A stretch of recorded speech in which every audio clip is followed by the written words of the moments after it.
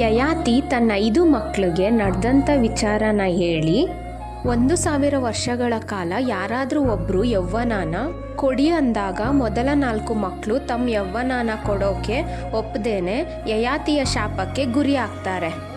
ಯಯಾತಿಗೆ ಮತ್ತು ಶರ್ಮಿಷ್ಠೆಗೆ ಹುಟ್ಟಿದಂಥ 3ನೇ ಮಗ ಪೂರು ತನ್ನ ಯೌವನಾನ ಕೊಟ್ಟು ರಾಜ್ಯನ ಪಡ್ಕೋತಾನೆ.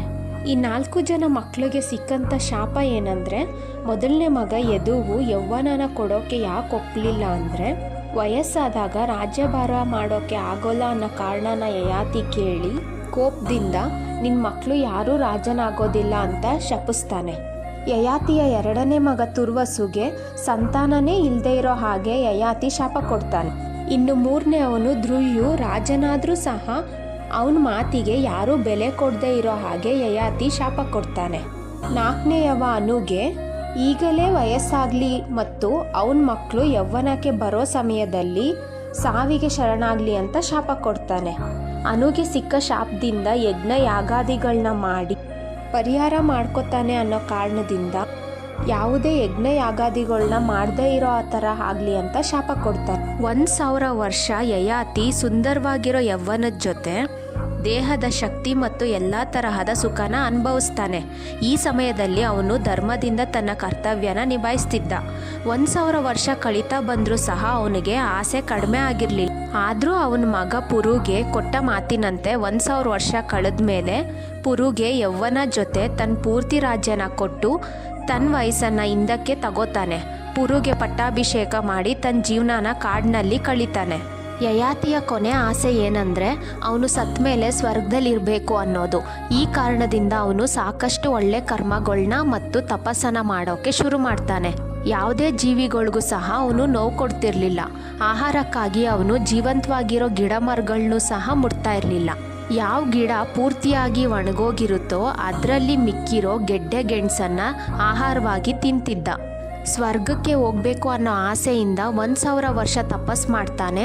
30 ವರ್ಷಗಳ ಕಾಲ ಆಹಾರನೇ ಇಲ್ಲದೆ ಕೇವಲ ನೀರನ್ನು ಕುಡಿತಾ ತಪಸ್ ಮಾಡ್ತಾನೆ. 1 ವರ್ಷ ಬರೀ ಗಾಳಿನ ಸೇವನೆ ಮಾಡ್ತಾ ತಪಸ್ ಮಾಡ್ತಾನೆ.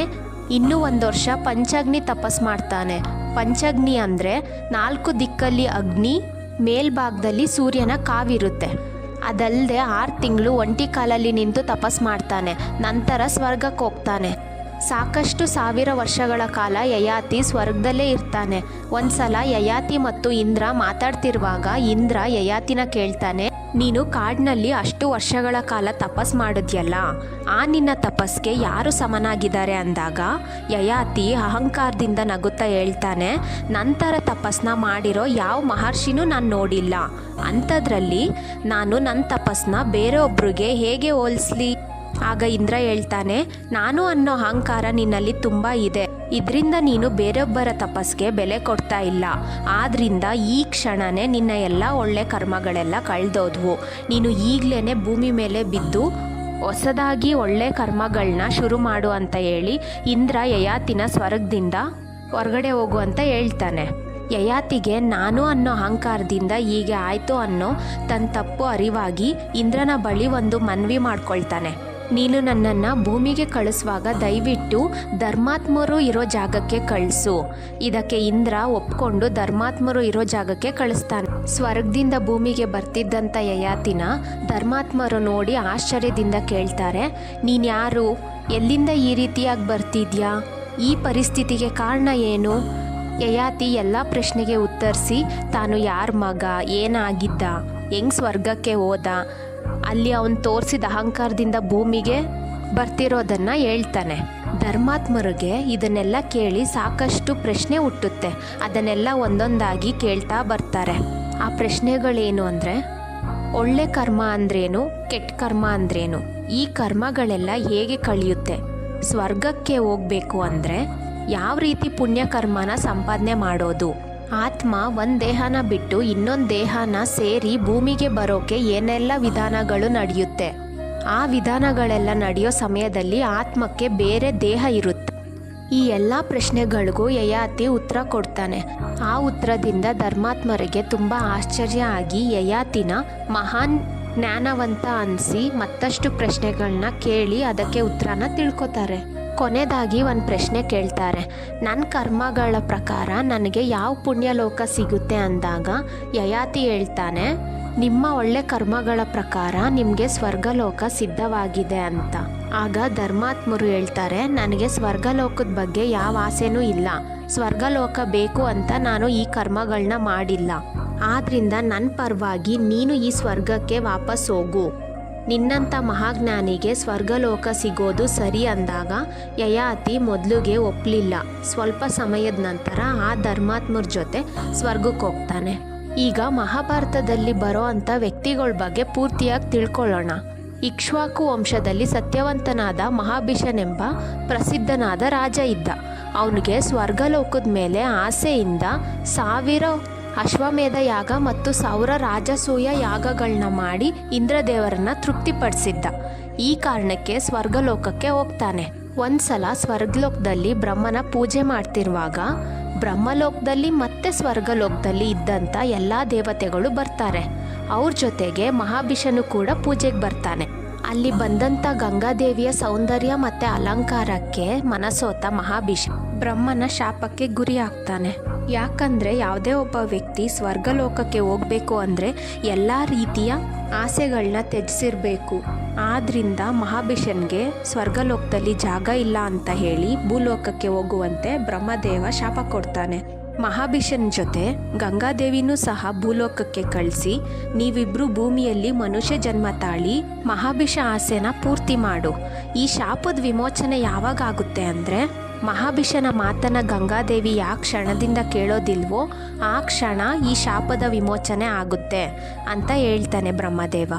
ಮಹಾಭಿಷ ಭೂಮಿ ಮೇಲೆ ಹುಟ್ಟಬೇಕು ಅಂದರೆ ಇವರೇ ನಮ್ಮ ತಂದೆ ಆಗಬೇಕು ಅನ್ನೋ ಆಸೆನ ಬ್ರಹ್ಮದೇವನ ಬಳಿ ಹೇಳ್ಕೊಂಡಾಗ ಬ್ರಹ್ಮದೇವ ತಥಾಸ್ತು ಅಂತಾನೆ. ಆ ಆಸೆ ಏನಂದರೆ, ಭರತನ ವಂಶದಲ್ಲಿ ಪ್ರತಿಶ್ರವಸನ ಮಗನಾದ ಪ್ರತೀಪನೇ ತನ್ನ ತಂದೆ ಆಗಬೇಕು ಅನ್ನೋದು ಮಹಾಭಿಷನ ಆಸೆ ಆಗಿರುತ್ತೆ.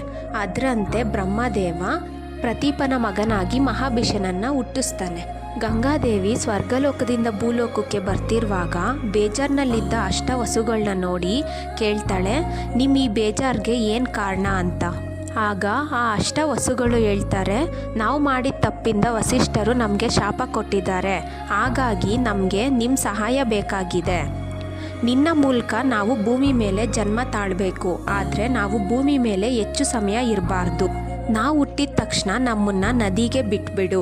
ಆಗ ಗಂಗಾದೇವಿ ಹೇಳ್ತಾಳೆ, ನಿಮ್ಮನ್ನೆಲ್ಲ ಹುಟ್ಟಿದ ತಕ್ಷಣ ಭೂಲೋಕದಿಂದ ಮುಕ್ತಿ ಕೊಡಿಸಿದ್ರೆ ನಿಮ್ಮ ತಂದೆ ಅಂದರೆ ನನ್ನ ಗಂಡನಾದ ಶಾಂತನುವಿಗೆ ತುಂಬ ನೋವುಂಟಾಗುತ್ತೆ.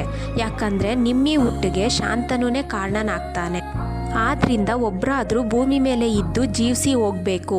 ಇದಕ್ಕೆ ಅಷ್ಟವಸುಗಳು ಒಪ್ಕೊಂಡು ಹೇಳ್ತಾರೆ, ನಾವು 8 ಜನ ಇದ್ದೀವಿ, ನಮ್ಮಲ್ಲಿ ಒಬ್ಬನಿಗೆ ನಮ್ಮೆಲ್ಲ ಶಕ್ತಿ ಜ್ಞಾನನ ಕೊಟ್ಟು ಅವನು ಸಾಕಷ್ಟು ವರ್ಷ ಭೂಮಿ ಮೇಲೆ ವೀರ್ಯವಂತನಾಗಿ ಬಾಳಿ ಬದುಕಿ ಪುತ್ರನ ಸಂತತಿ ಇಲ್ದೇನೆ ಭೂಮಿನ ತ್ಯಜಿಸ್ತಾನೆ.